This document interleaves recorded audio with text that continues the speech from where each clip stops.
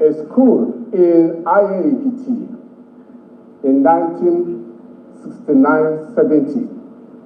Then, when Nigeria was unfortunately fighting its wars, a national high school was established by the federal government at that time, from which the government drew 4 people from each of the 12 states, and I happened to be one of them. That place is in IAEPT. And we spent 2 years there. Unfortunately, after the war, the school was disbanded and every person was asked to go back to his region. Now, what is important from my experience from that school is that the 4 of us from Northeast at that time went to that place without escort. Nobody had to escort us, young men for that matter. And there was also railway, the choice of a railway from Maiduguri that we took, drop off either Offa or Ibadan, and then proceed to that place. So that was our country. And that message is very important for us to take home because of the challenge that we have now and what we need to do to have the Nigeria of our dream. Now, having worked in the school for those number of years, I went back to the Northeast and finished in GSS Yola in 1974. From where I proceeded to Ahmadu Bello University after joining the service of Adamawa State, Gongola State there, as a clerical staff. So we went on in service. I went to Ahmadu Bello University between 77,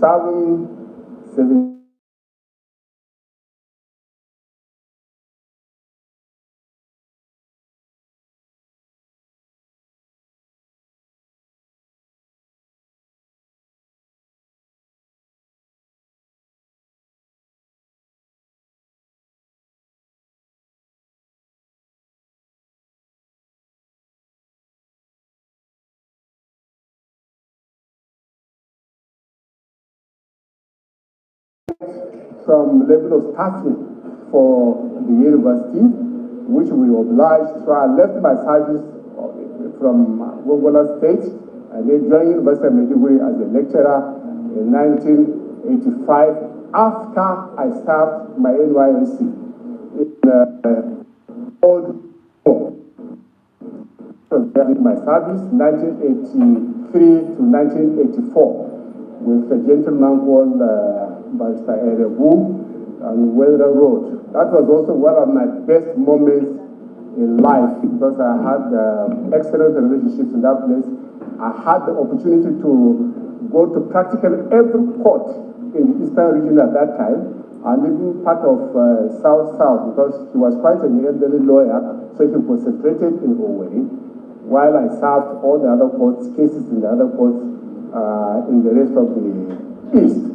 So you can see that I've been around the country, and after that, 2001, there was a need to establish more campuses of the law school, and one was set up in Kano, Lagos, and Enugu. Now, through a competitive process, I became the pioneer head and deputy DG of the one in Kano, which I managed for 4 years and brought up the population of students from that time from 150 at inception to almost 1,000 by the time I left in 2004. Again, I left to become DG of the law school through a very competitive process. It was not just an administrative appointment, but we about 19 of us competed for this, and I emerged the DG successful in the process, which position I held for 8 years.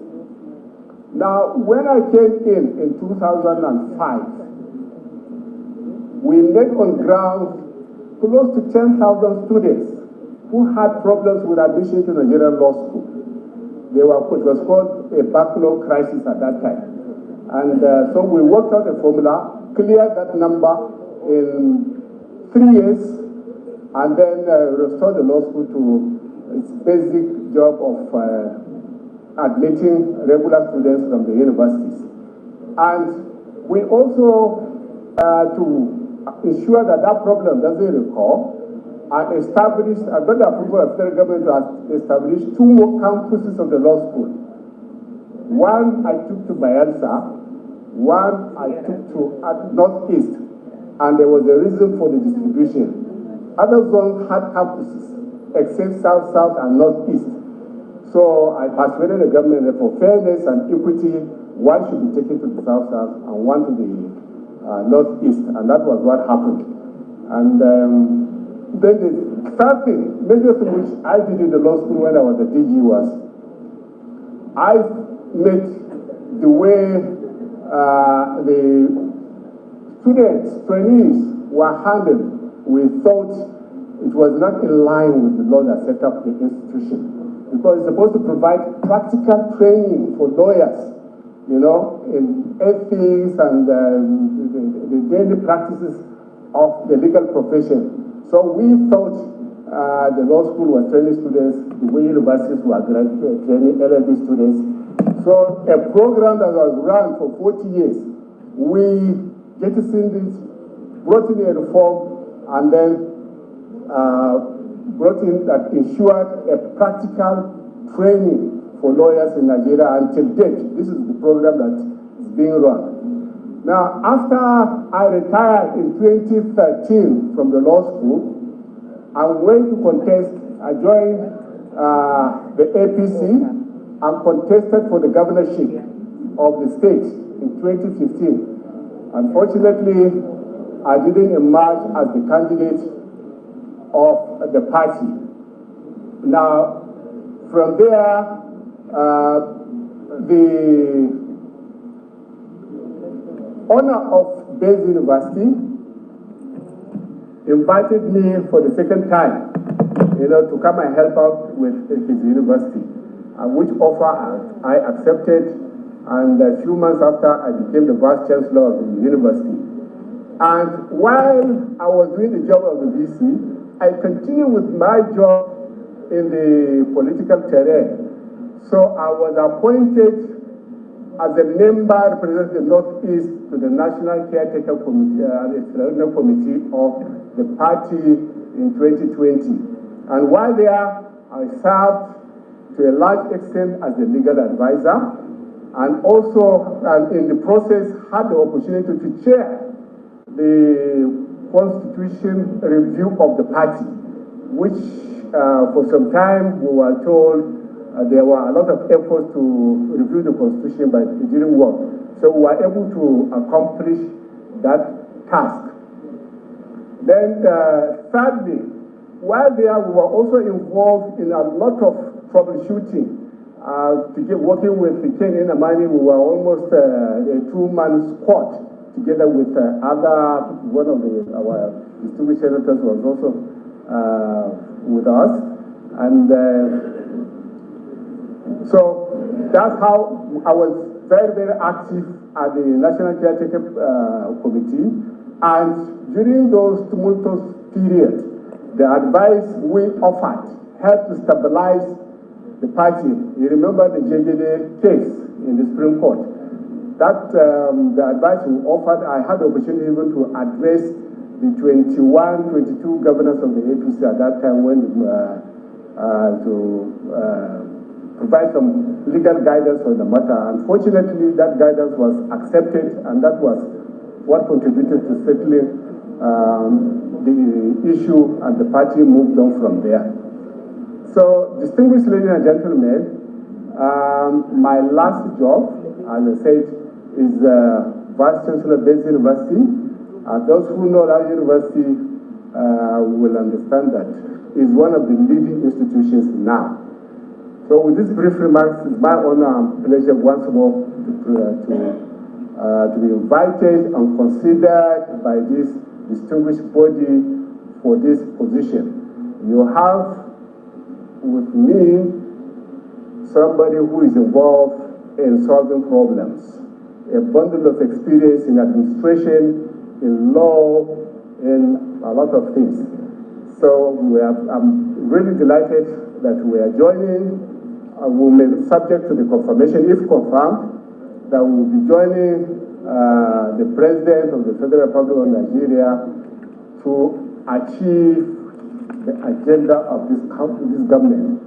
And what I may conclude with is, in the life of human beings, which also extend to nations, there's a tide, as Julius Caesar said, in the affairs of people, which taken will lead to fortune. And I believe this is where we are. We have a president who has the pedigree and the resolve to take us to the land of our dream. And we are happy, if confirmed by the Senate, to be part of that dream. Thank you very much. Thank you, Prof. For many of us who are lawyers, you need no introduction. But because you have mentioned some of your students who are still learning from you, and who are here as distinguished senators of the Federal Republic of Nigeria, I will crave the indulgence of the Senate to recognize one or two of the students of Prof. It's not easy to be a Director General of Nigerian Law School. It's not easy to be a Senior Advocate of Nigeria. It's not easy to be a lecturer of law over 35 years. So, one of the students is here, the former Attorney General of Borno State, distinguished Senator Mongoro, immediate past Chief Whip of the House of Representatives. Is there anything you can say about your teacher?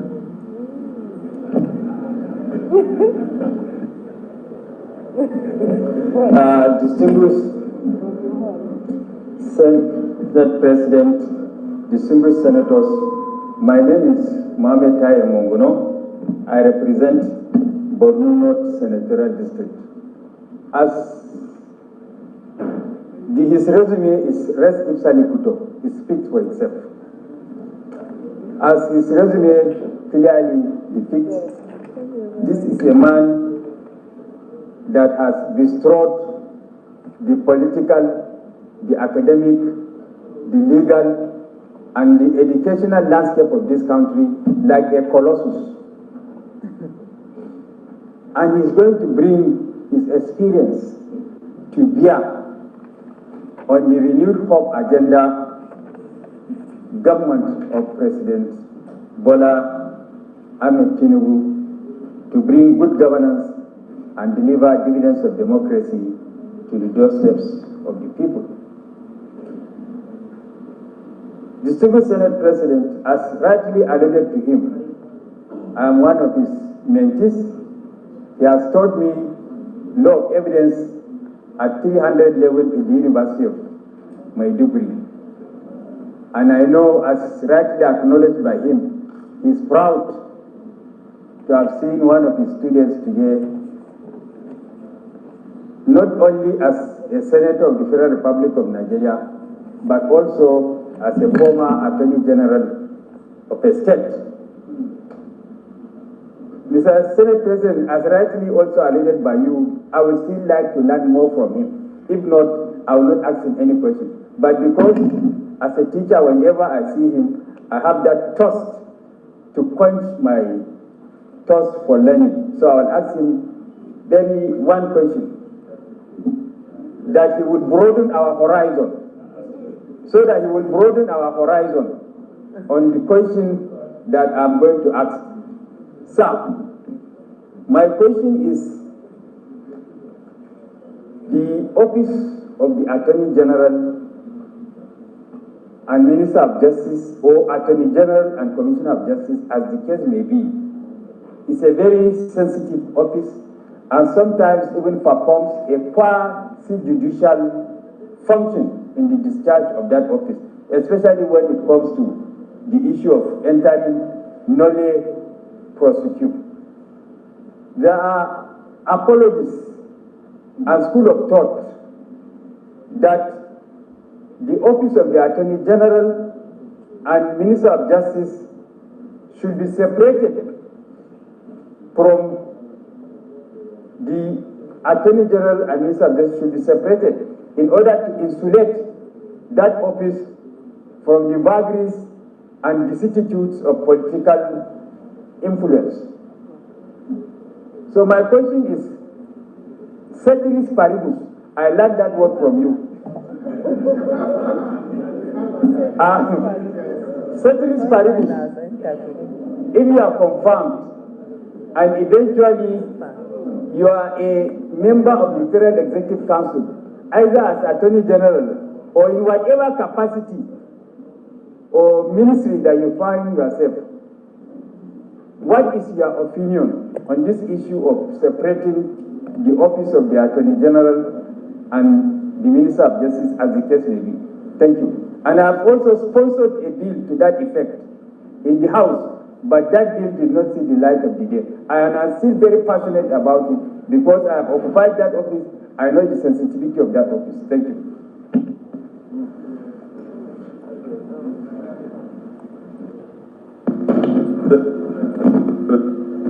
Thank you, Mr.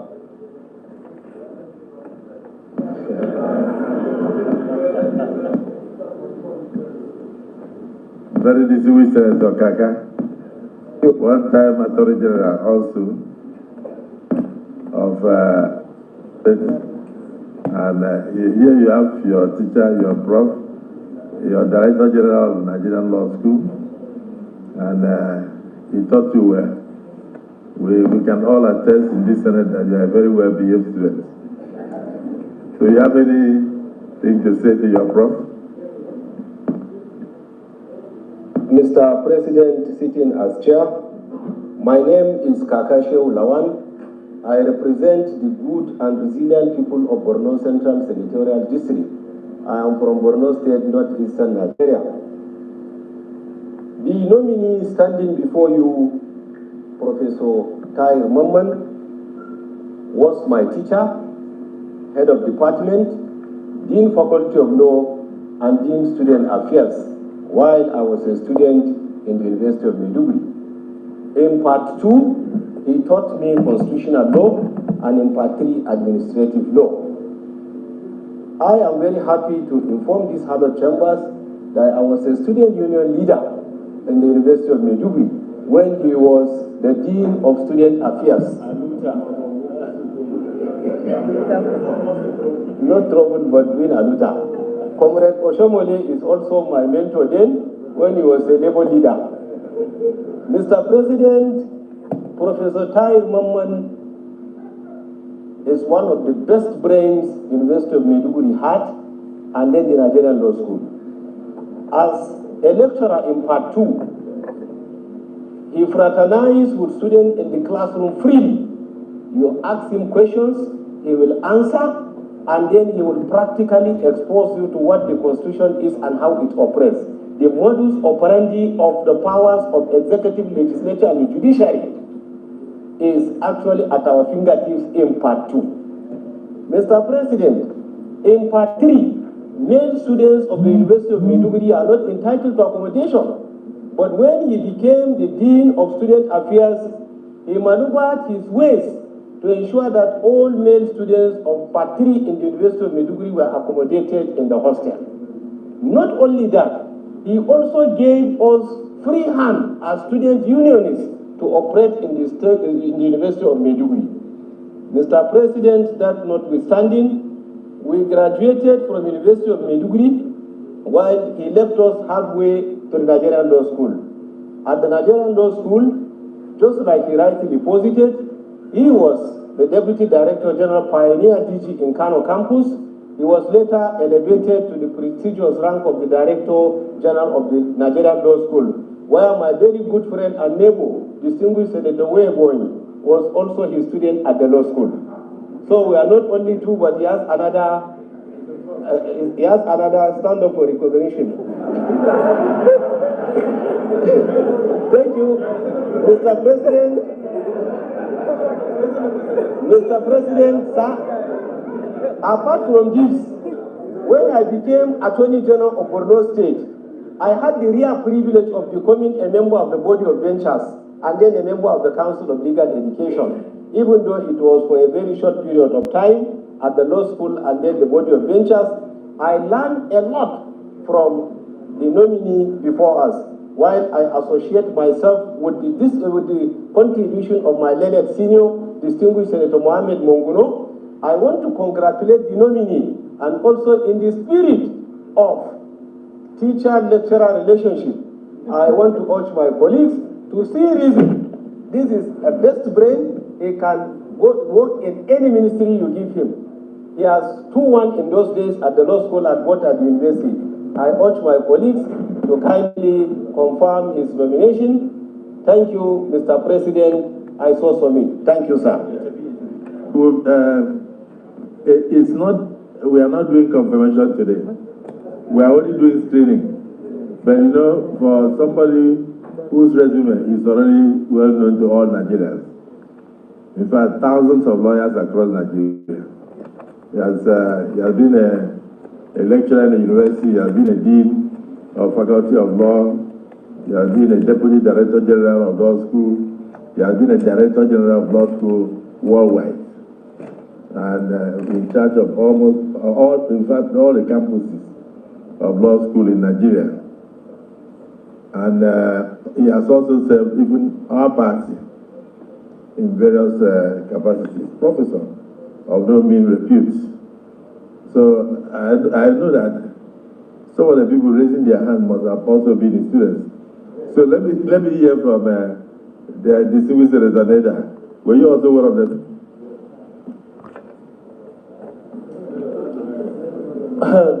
Mr. President, acting as chair, distinguished colleagues, my name is Neda Imaswe, Senator representing Edo South Senatorial District. Mr. President, to your dismay, he's 1 year my senior. I'm a class of 1985, why is a class of 1984? But I've read through his resume, and I'm quite impressed of his work at the University of Maiduguri, where I'm proudly an alumnus. So, Prof, I thank you for going to my school to elevate it to the level that my colleagues have spoken about. Having said that, I have just 2 questions for you. I wouldn't know what portfolio will be assigned to you, but I want to assume that you will be at least in the council where you'll be giving advice to the president and indeed helping our country. In the legal profession, there's this issue of forum shopping. It's very disturbing that a case emanates from a Edo state, for instance, and the lawyer looking for a friendly court comes to Abuja to seek relief, when in fact the nexus of that case has nothing to do with Abuja. I believe that this is very destructive to the legal system. I wonder what you would do if you are in a position to address this matter. 2, the Nigerian law school is actually facing a lot of problems. Today, I have not fewer than 6 requests from my constituency asking that they should be admitted to Nigerian law school. And the reason they have told me is because there's such a backlog of students. Students who graduated 4 or 5 years ago are yet to be admitted to Nigerian law school. And you and I know very well the issue of seniority at the bar. So those who graduated 4 years ago have now become juniors to their colleagues who fortunately have been admitted to Nigerian law school. I just believe that there has to be something to be done to arrest this situation before it actually gets out of hand. Indeed, it's out of hand now. So if you're in a position, I ask again, what will you do to address this anomaly? Thank you. Really, Senator Neda, I would think that is a very good question. because, Prof, he wants to know what you taught the judges when you were their lecturer. Whether you allow them judges with coordinate jurisdictions, giving divergent rulings on the same subject matter. That's one side. And then at the same time, courts of coordinate jurisdictions, having universal jurisdiction in a way that even if the matter occurred in Akwa Ibom, somebody will run to Meduguri to go and get an injunction on a matter that had nothing to do with the Borno states. So the Civil Senator, Adam Dushimole, I'm sure the labor union must have also had experience with the judiciary so that he can answer at once and take leave. You have anything to ask the Prof? Mr. President, thank you very much for this privilege. What I actually wanted to ask is the fact that many of us in this hall, Mr. President, my name is Adams Aliu Shumoli. I represent the great people of Edo North in Edo State. We still have cases pending in court arising from election. And even the presidential is still pending. And yet, we saw that in Kenya, they had a dispute over election, and the issues were resolved within a month or two. Is it not possible to review at least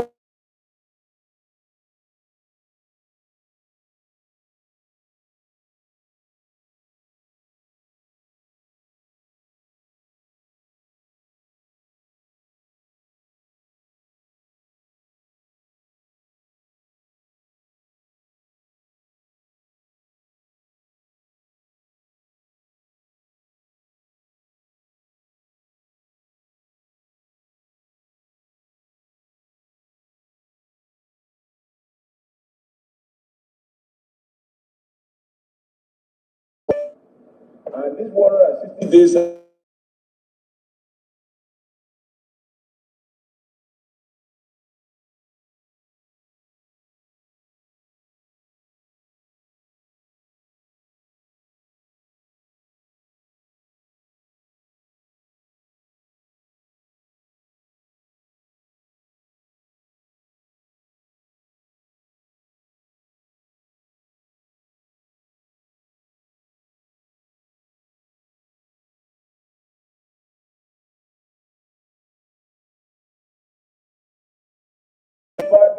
the Federal High Court will entertain a matter, knowing very well that that matter is also pending in another High Court, like even the one going on now in Edo State.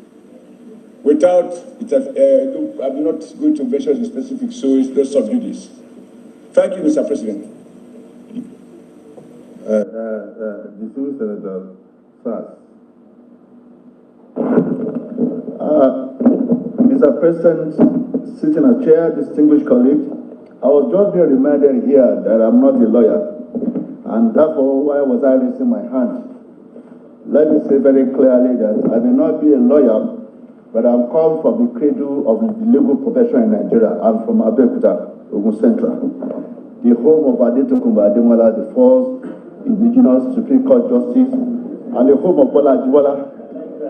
So, I may not be a lawyer by training, I'm a lawyer by ancestry.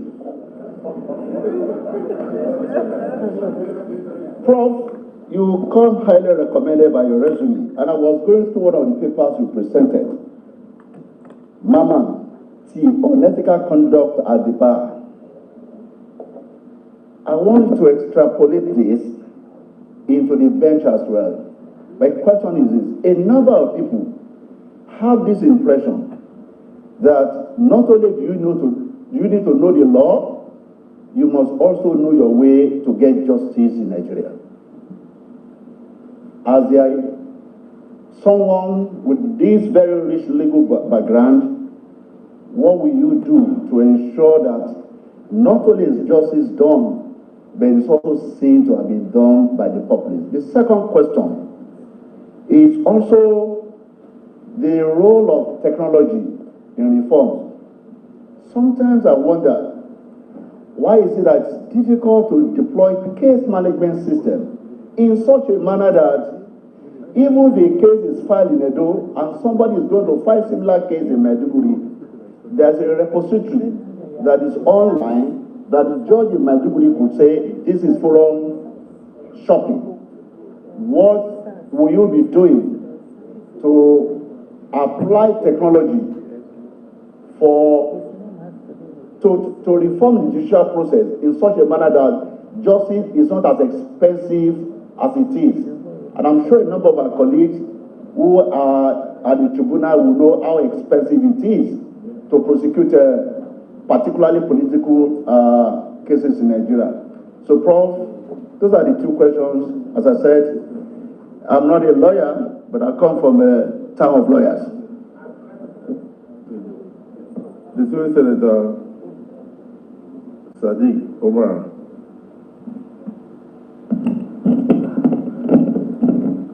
Thank you, Mr. President. Chair, my distinguished colleagues, I am Sadiq Suleiman Umar. I represent Kwara North. Prof, your resume speaks enough for all of us to get clearly what you've been able to achieve in life. But of course, when we do screening in the Senate, we are not just validating your competency, capacity, we're also interested in knowing your thinking and how that thinking can affect the society. I'm going to be asking a question as an academic. You school in Nigeria, you school in UK, you taught in a public school in Nigeria, you also are heading a private university. Today, in this century, education is capital intensive. What we are budgeting for education is almost nothing that can move us to survive in the world of today. Do you really think that Nigerian public schools, their funding, what they charge, can make public schools, public universities, produce graduates that can compete globally?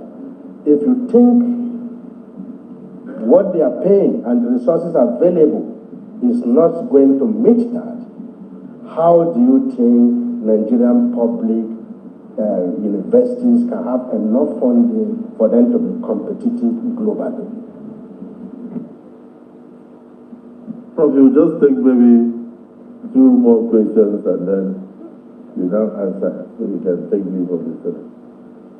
The civil Senator Abbas were killed at the moment. Mr. President, distinguished Senator Amaminu Abbas, Senator of Adamawa Central. Mr. President, the nominee of the time moment is from Adamawa, and the 3 senators here, across party line, have agreed and endorsed the nomination of Professor Taye Bama as a minister nominee for the Federal Republic of Nigeria. Mr. President, from our own side of the chamber, we were told by the leader of the party in the state to give all our support for Professor Taye Bama to become Minister of the Federal Republic of Nigeria. And that is why I'm standing to express our gratitude to Mr. President for nominating him to become Minister in his cabinet. I don't have a question to ask, but I have a request to distinguished senators. If there are no objection, Prof should be allowed to answer the question asked and take leave of the chamber. Thank you. Prof, your senator from Adamawa has made a request to the Senate that the questions they've asked you are almost enough for you to move the legal profession forward. You should proceed answers to them and thereafter take leave of the Senate. The floor is yours.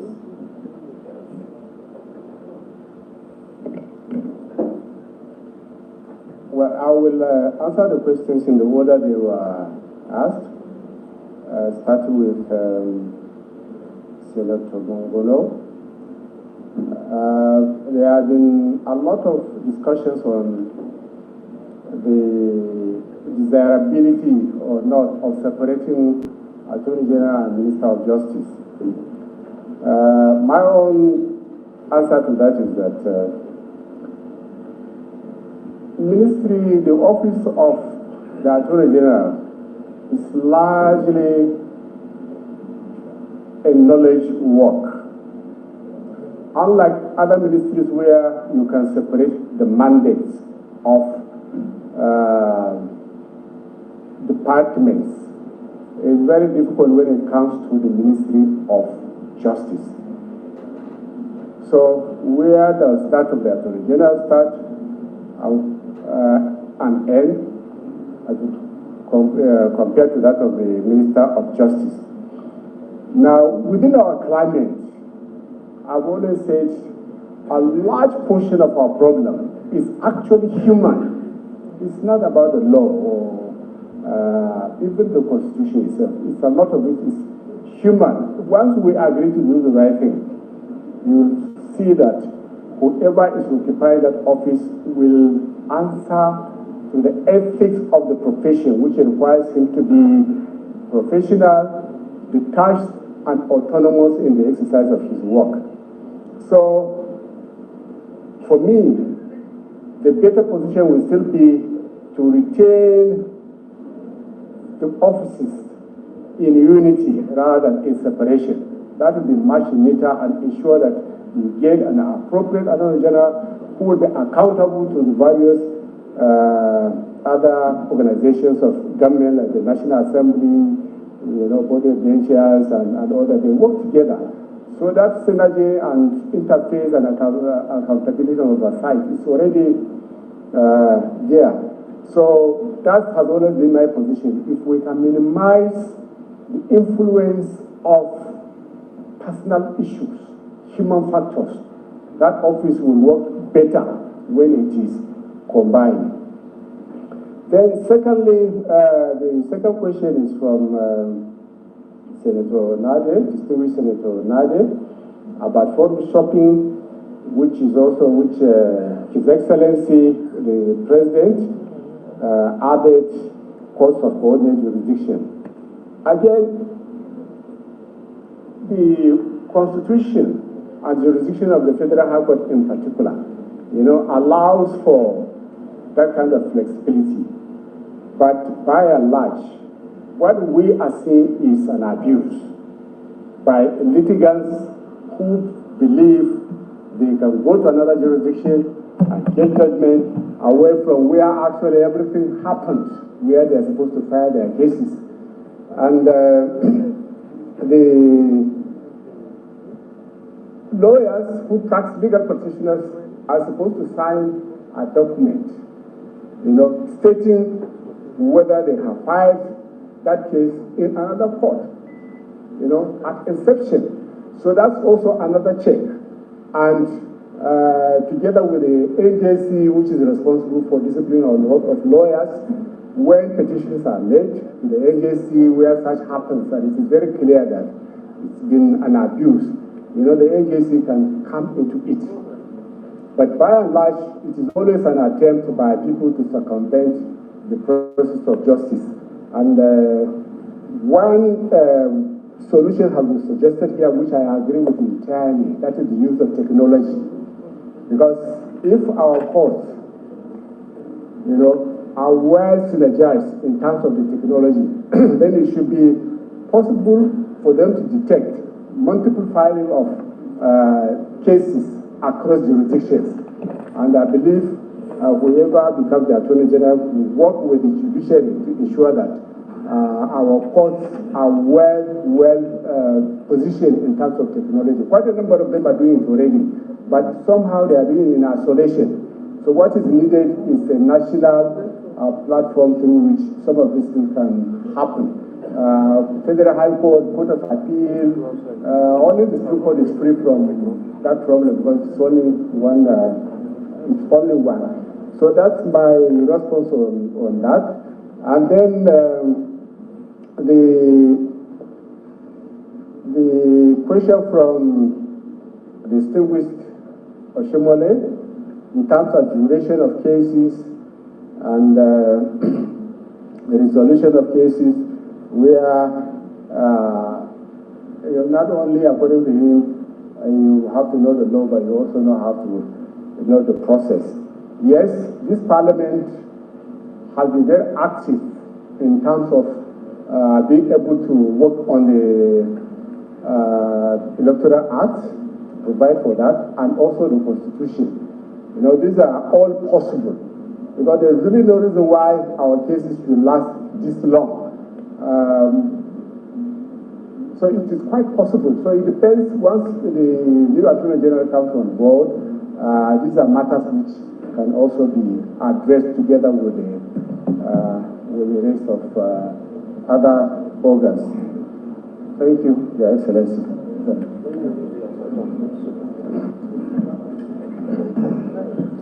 Thank you, Prof. Is it the civil senator Abu said he's your senator? He's a senator representing you in Adamawa. So let's just give you 1 minute to say something on behalf of your conscience. Thank you, Mr. President of the Senate sitting as chair.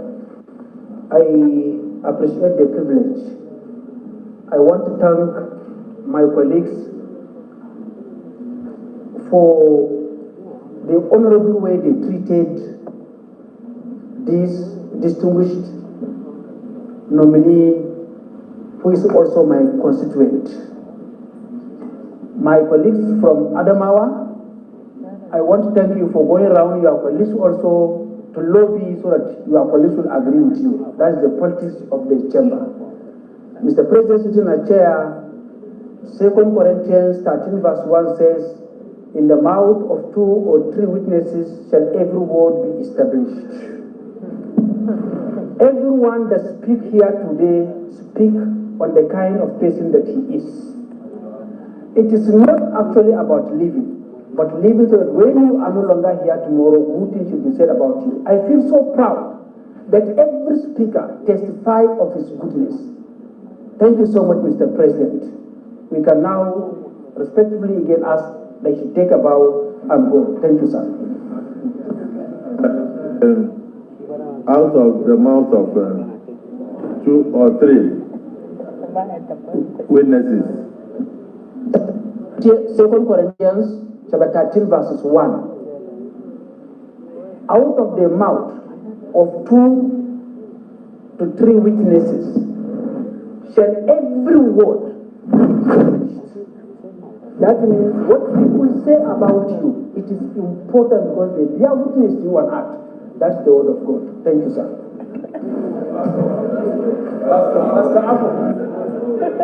Well,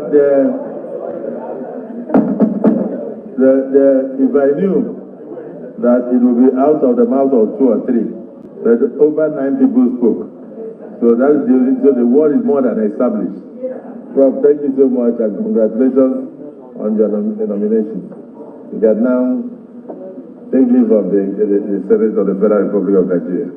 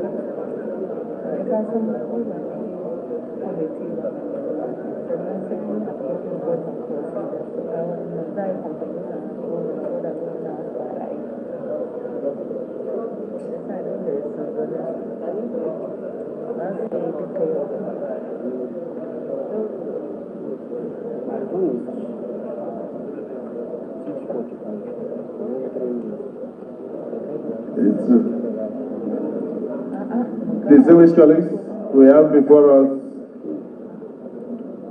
Oba Maigari Amadu, public servant and a nominee of Mr. President for screening and possible confirmation as one of the ministers of the Federal Republic of Nigeria. You're welcome. Please use the next few minutes to just summarize your resume, and if you have anything that is not contained therein and you want Nigerians to know about it, you go ahead and say so. The floor is yours.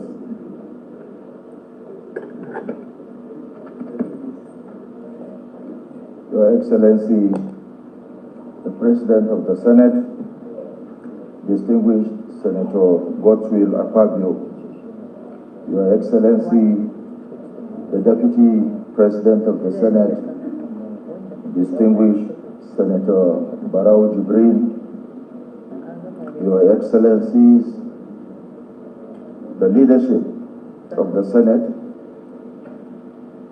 Your Excellency, with your kind permission, let me specially recognize the 3 senators representing Taraba State in this distinguished Senate. First and foremost, distinguished Senator Shaibu Issa Law, who represents Taraba North, distinguished Senator Engineer Haruna Manu, who represents Taraba Central, and of course, my own Senator, distinguished Senator David Jinkuta. Distinguished Senators, my name is Uba Maigari Ahmadu, Ministerial Nominee for Taraba State. I was born in Ukari on the 6th of September 1966, although I hail from Donga, a neighboring local government just about 10-15 minutes drive away. I started primary school in Township Primary School, Jos, in 1973. And then got transferred when my father, who was then a serving police officer, retired from the service and we moved back home. We got transferred to Dauda Pancha Primary School in Donga, my hometown, where I completed in 1978. From there, I went on to Government Secondary School, Donga, from 1978 to 1980. I was thereafter transferred to Mbia Government Secondary School, Takum, in 1980 because the school was converted from general secondary school to a science-only secondary school. So I completed my secondary education in Mbia Government Secondary School, Takum, in 1983. I then proceeded to the University of Maiduguri in 1983, where I underwent the remedial year program between 1983 and 84, got admitted into the Department of Common Law, University of Maiduguri in 1984, and graduated in 1988 with a Bachelor's of Law degree, LLB Honors Second Class Honors. From there, I proceeded to the Nigerian Law School, Victoria Island, and I was there between 1988 and 1989. I was eventually called to the Nigerian Bar in 1990. I undertook the mandatory youth service corps in Enugu, the then Anambra State, old Anambra State, with the Department of Intelligence and Interrogation of the Nigeria Police Force, where I served as the legal officer in charge of reviewing police reports before prosecutions or discharges were effected. Thereafter, I returned home, and the combination of destiny threw some other things at me which I had not prepared for, but I took them on. And after a little while, I went into a partnership with a senior colleague of mine who is now deceased, may Allah rest his soul, Nasir Abdul Dangiri, who went on to take silk in the year 2017.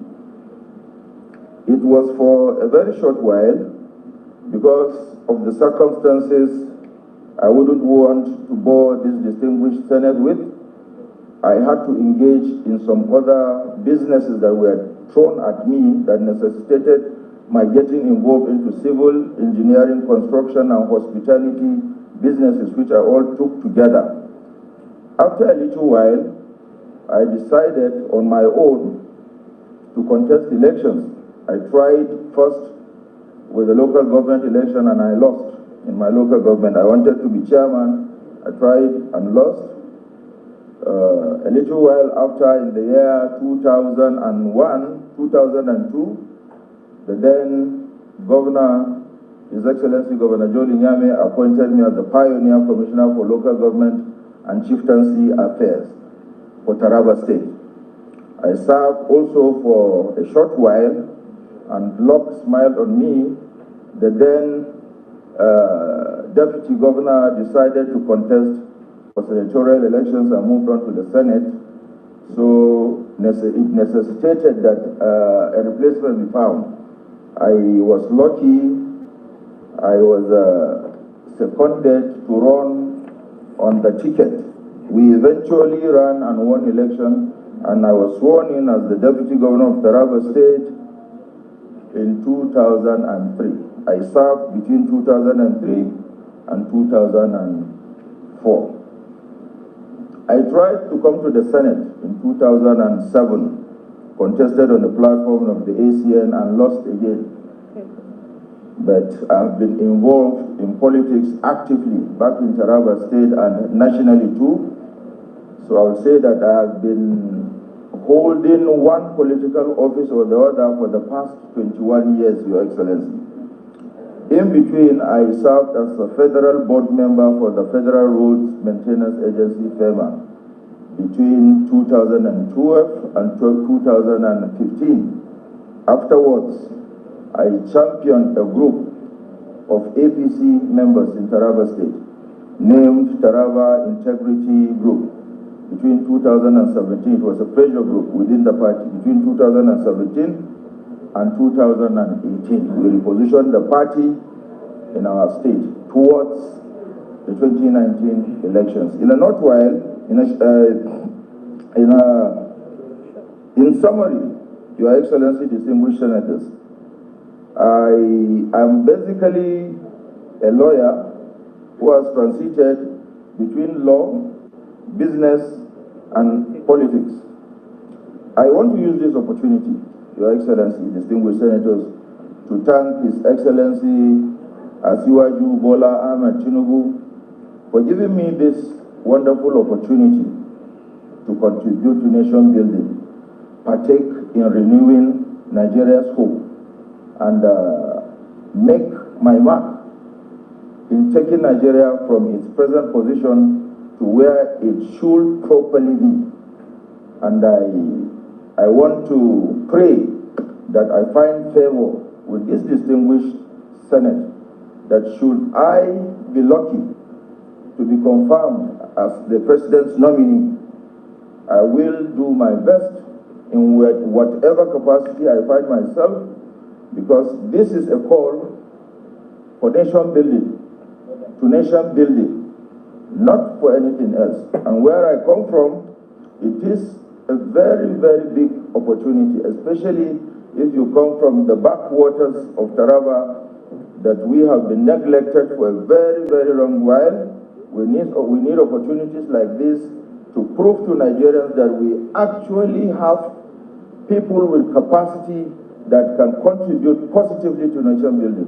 I'm happily married to my wife, my darling wife, wife, Kaltuma Ahmad Chanchangi, have been married for 30 years, and we've been blessed with 4 beautiful children.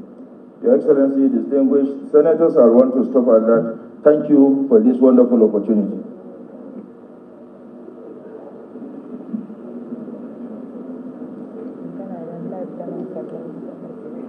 Distinguished Senator Jimmy Kuta.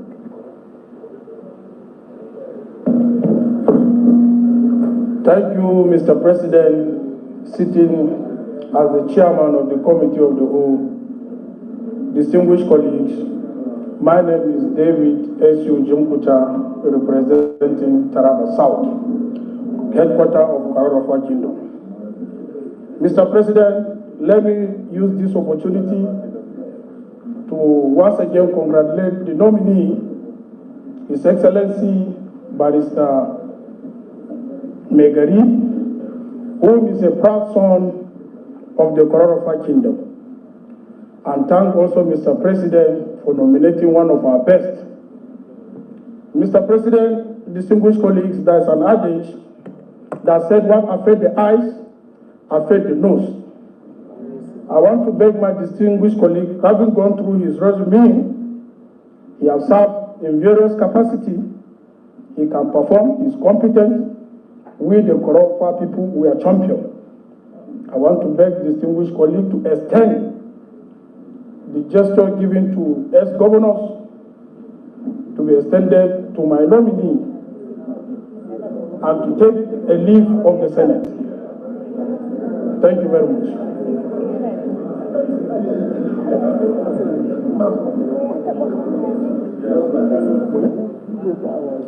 Distinguished Senator Kaka. Thank you, Mr. President, for the rare privilege. My name is Kaka Shehu Lawan. I represent the good people of Borno Central Senatorial District. Mr. President, the nominee before us, Uba Megari Amadou, is very well known to me. He is a professional colleague, and we have relied on a lot of forums. Mr. President, it will interest you to note that Mr. Ubamegani Amadou was the chairman of my primary election that produced the result that brought me to this Senate. Today is a payback time. He is a very good man, down to earth, is intelligent and incorruptible.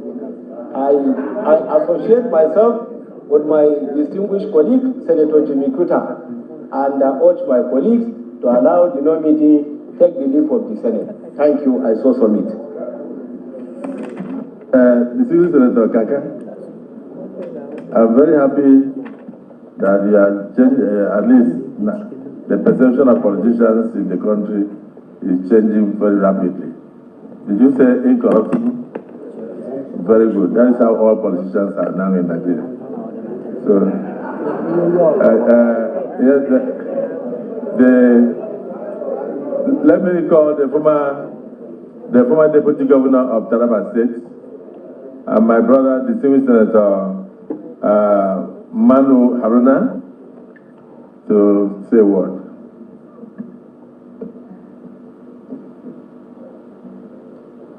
Thank you, Mr. President.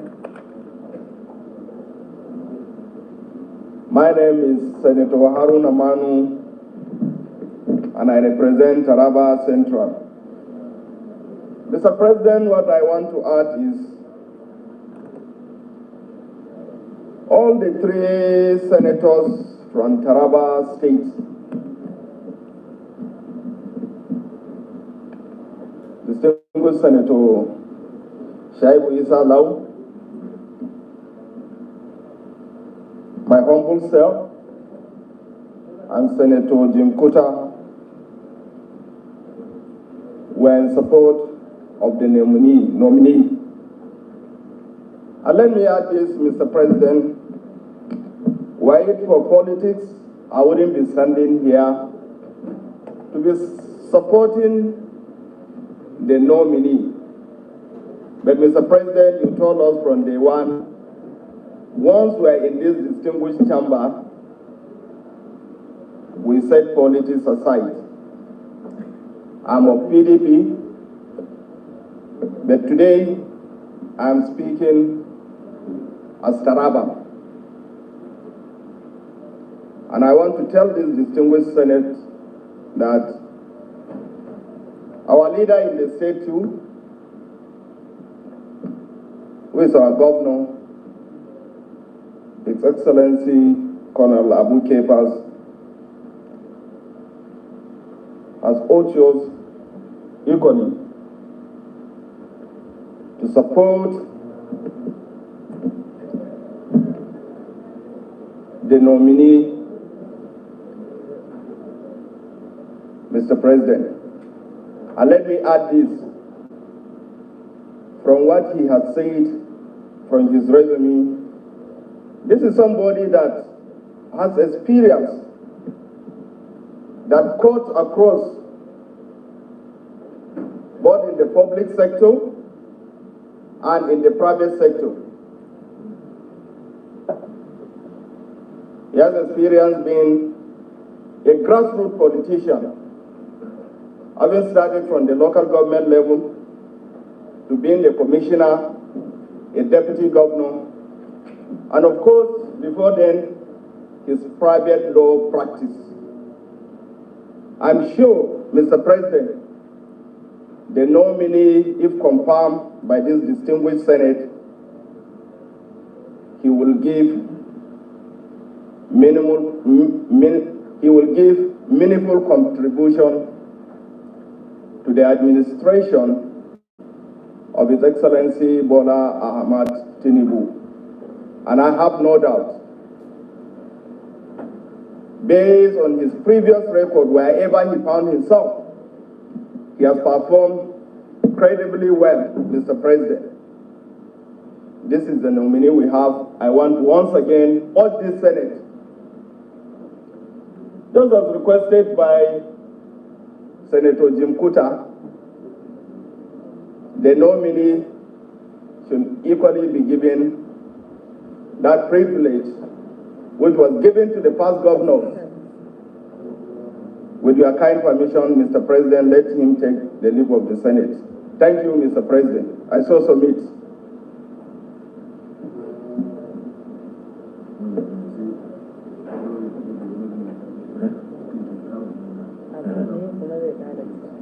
Since he knows.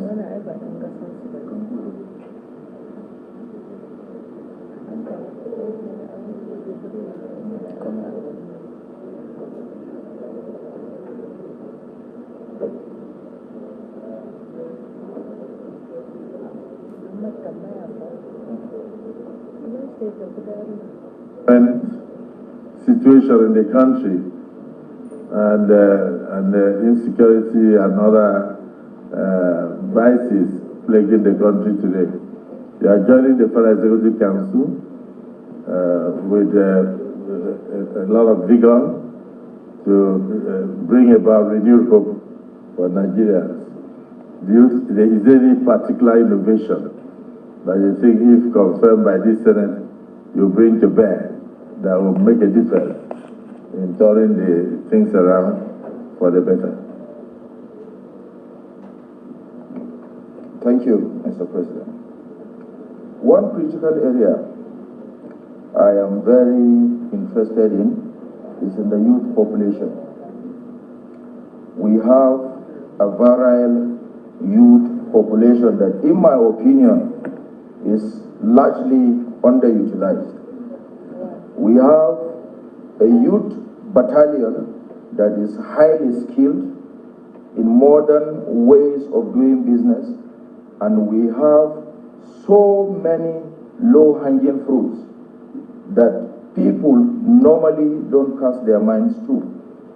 Given the enabling environment, with the president we have on ground, I am very, very confident that the caliber of people he has assembled, if confirmed by this Senate, I have confidence in me that with the drive, the tenacity of purpose, and the mission people are coming on board to serve in this government with, people I've interacted with privately before now, I do not have any doubt that in a very short while, Nigerians will begin to reap the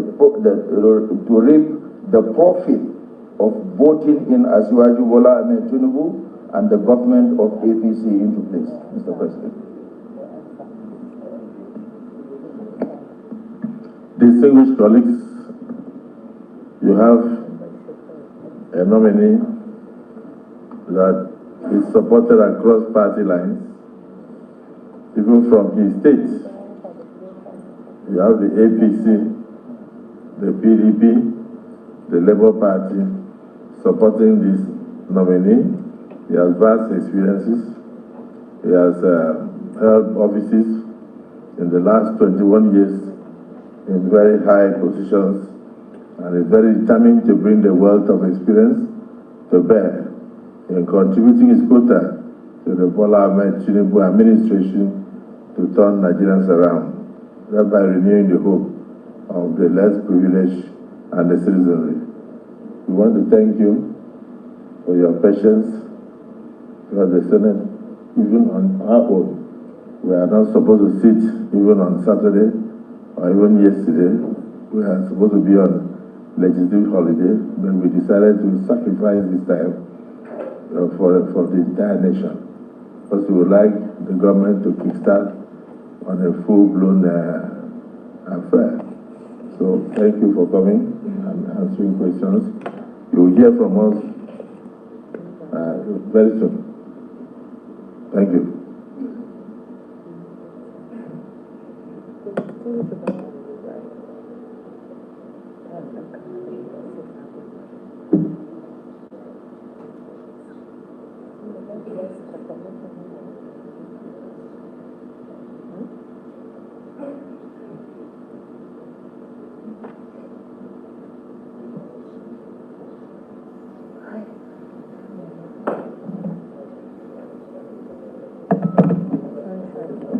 Leader of the Senate. Thank you, Mr. President, distinguished colleagues. May I move that, in view of the fact that the letter nominating the last two nominees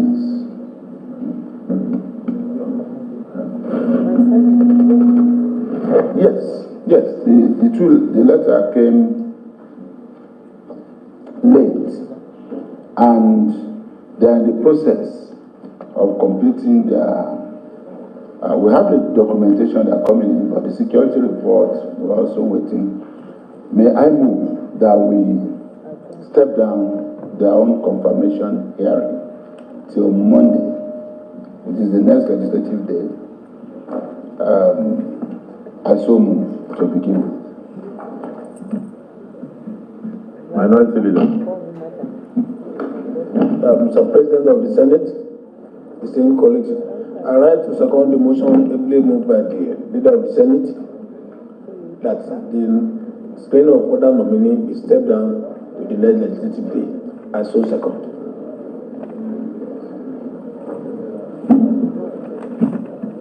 Distinguished colleagues, the motion has been moved that the last two nominees whose correspondence was communicated to the Senate just yesterday and who are still in the process of completing their papers be stepped down, their screening be stepped down until the next legislative day. And it has so been seconded. Those who are in support of this motion say aye. Those against say nay. The ayes have it. Leader of the Senate. Mr. President, distinguished colleagues, I move that the Senate do resolve back to plenary for the chair to report progress. I so move. Minority Leader. The President of the Senate, distinguished colleagues, I write to support the motion ably moved by the Leader of the Senate. I so second. Distinguished colleagues, a motion has been moved that the Senate will revert to plenary for the chair to report progress, and so seconded. Those who are in support of this motion say aye, and those who are against say nay. The ayes have it. The Senate hereby reverts to plenary to report progress.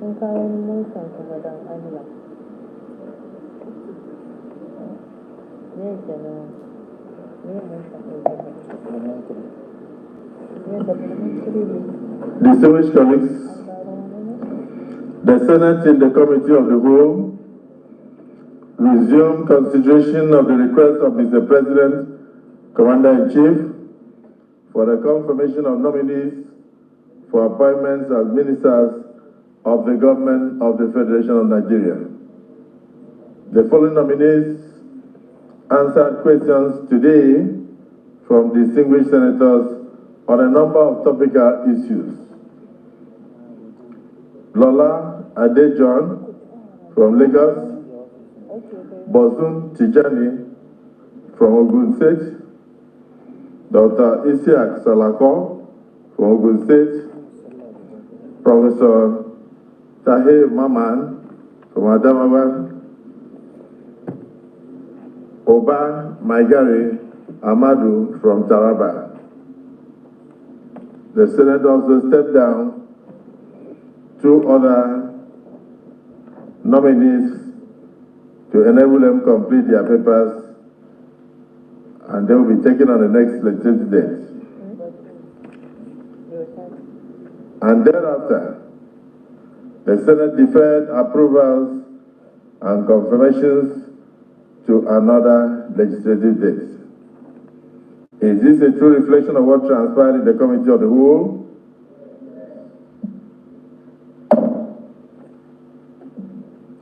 Leader of the Senate. Thank you, Mr. President. Very distinguished colleagues, the only order on the supplementary order paper is a motion standing in my name on the amendment of the standing orders of the Senate pursuant to Order 109 of the Senate Standing Orders 2022 as amended. Mr. President, with your permission, I wish to move the motion. Minority Leader. Mr. President, distinguished colleagues, I stand to second the motion as ably moved by the leader of the Senate. I so second. Distinguished colleagues, the motion has been moved and seconded. Those who are in support of the motion say aye. Those who are against say nay. The ayes have it. Leader of the Senate. Mr. President, distinguished colleagues, amendment of the standing orders of the Senate pursuant to Order 109 of the Senate Standing Orders 2022 as amended.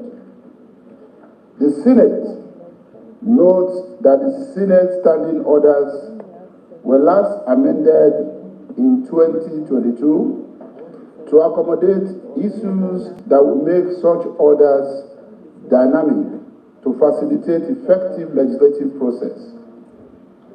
Senate also notes that despite the amendment, there are a number of issues that still require further amendment in response to emerging developments that will enhance rules of practice and procedure for sound legislative practice. Aware that these developments have made it imperative to further amend the standing orders of the Senate 2022 as amended, which is occasioned by the creation of additional Senate standing committees and to have their functions and jurisdiction reflected in the standing orders of the Senate. Also aware that in view of the foregoing, there will be the need for a consequential approval of the Senate to renumber the rules in Order 96 to accommodate the new committees, and further notes that the amendments have been circulated to senators in accordance with Order 109 Rule 2 of the Senate Standing Orders. Accordingly, results to 1. Urge the Senate to consider and approve as it deems fit the proposed amendments to guide the 10th Senate in its legislative assignments. 2. Enter into the Committee of the Whole to consider the proposed amendments. And 3. Approve the proposed amendment as contained therein. And 4. Direct the Rules and Business Committee to reprint the Senate Standing Orders with the new amendments.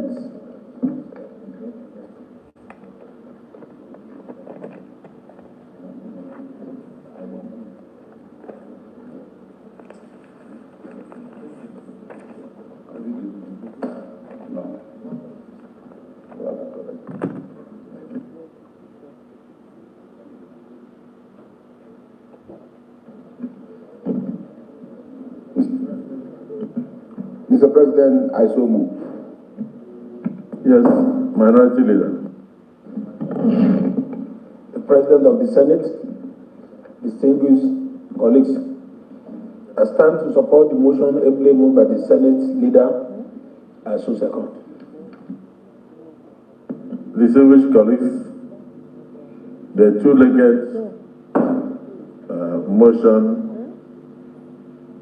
has been moved by the Senate Leader that we do consider the amendments, approve them, and move straight into executive session to consider clause by clause of the amendments. Those who are in support of this prayer 1, sorry, that we should, well, I think we should move into a committee of the whole to consider the clause by clause. But do we go ahead with the prayers first?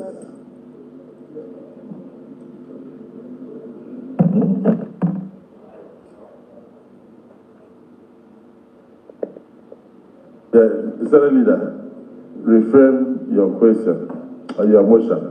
Let us request us to go into executive session to discuss the rationale before we go into clause. Welcome back from the live telecast. We'll now continue with our regular programs.